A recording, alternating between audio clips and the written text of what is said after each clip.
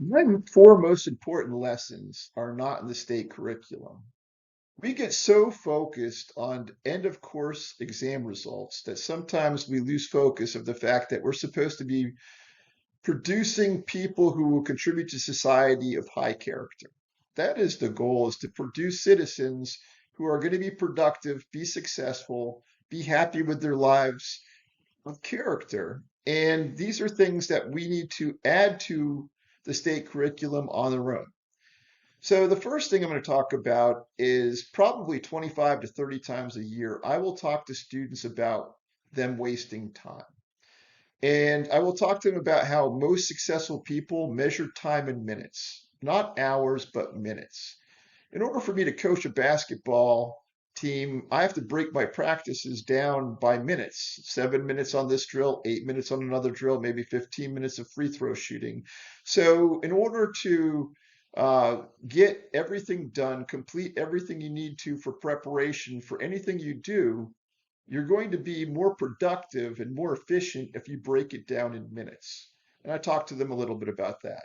And then I talked to them about at the end of every class period, not every class period, but a lot of class periods, a lot of times you'll have some free time. And rather than use this time to text or jump on your cell phone and play a video game, use this as an opportunity to get some homework done. Go through a few flashcards, some vocabulary flashcards, and so that you don't have to do that later in the evening. Over the course of 6 or 7 class periods over a day, if you have 10 minutes free at the end of each of them, you can find yourself up to an extra hour of time at the end of the day, of which you can use for band practice, cheerleading practice, sports team practice, whatever it is. This is a way to make yourself far more efficient.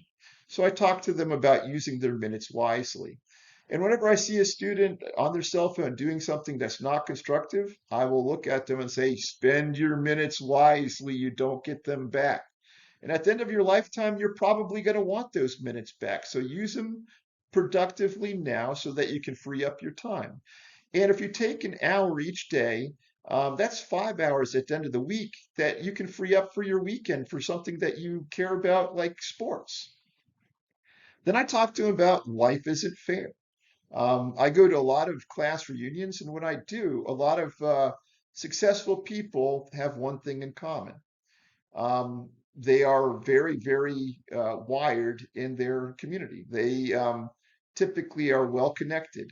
And I get a lot of people who are not successful saying, life's not fair. It's about who you know. Well, there's a lot of truth to that. But right now in high school, you have an opportunity to close that gap. And when you get to college, you can actually make it a competitive advantage. What was once a deficit can now become a competitive advantage. And I talked to them about when you're in college, a lot of students will sleep in or party rather than go meet the CEO or the doctor or the key opinion leader of whatever industry they're talking about. Always, always, always go to these events, introduce yourself, and get to know them. Stay in contact with these people. That's how you build a professional network, and that's how you become the person in the know and the person in the professional network.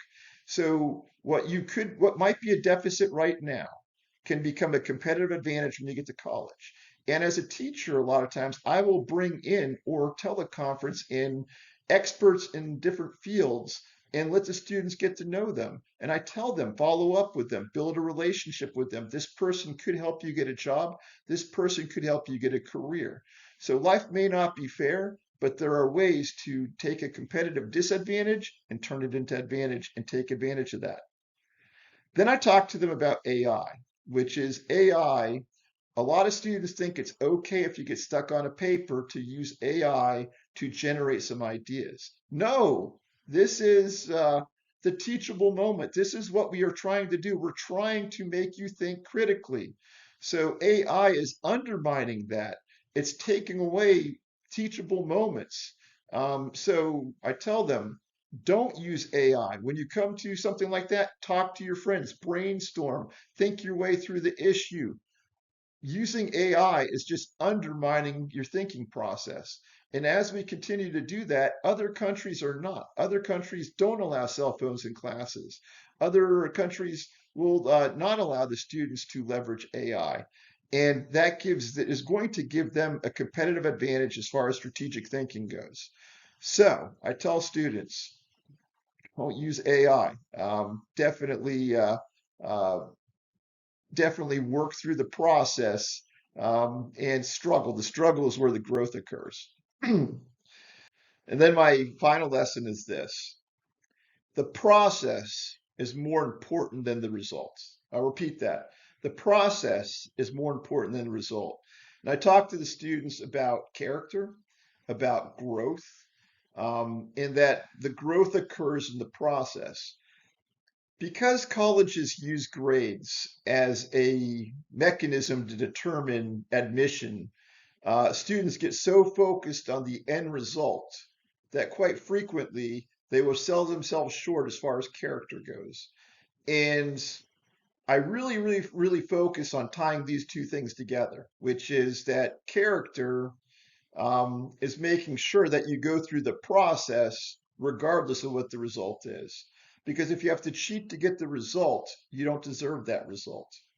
So, again, these are the lessons that I find are important that need to be integrated into your curriculum to help students become successful in life, people of high quality, people of high character, and productive citizens. These are the important things. And again, I find these four lessons to be more important than anything I cover as far as state required curriculum. Well, teachers, you guys are awesome. Have a great school year. Keep being heroes and talk to you soon. Colster out.